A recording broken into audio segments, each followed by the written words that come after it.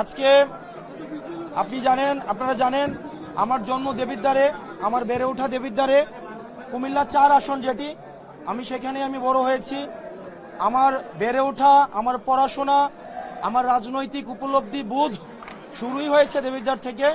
তো দেবিদ্বারের প্রয়োজনে আমরা দেখেছি দীর্ঘ আমার জন্মের পর থেকে আমরা দেখেছি যে দেবিদ্বার অবহেলিত, নিপীড়িত, আঞ্চলিক বৈষম্যের শিকার। দেবিদ্বার আঞ্চলিক বৈষম্যের শিকার হয়ে আসছে।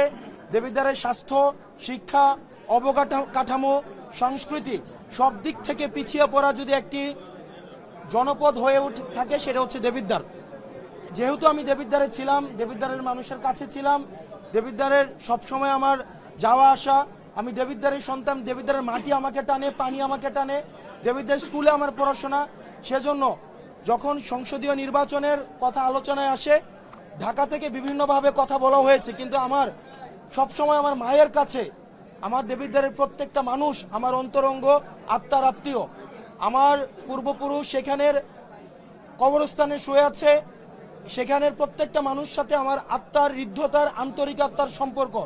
সেই জায়গা থেকে আমি উপলব্ধি করছি দেবিদ্বারের হয়ে আমি সংসদে দেবিদ্বারের প্রতিনিধিত্ব করতে চাই। দেবিদ্বারের হয়ে বাংলাদেশের নীতি নির্ধারণ, বাংলাদেশের এগিয়ে যাওয়ার যে যাত্রা, সংস্কারের যে যাত্রা, সংসদে দাঁড়িয়ে আমি দেবিদ্বারের প্রতিনিধিত্ব করতে চাই পুরো বাংলাদেশের সামনে।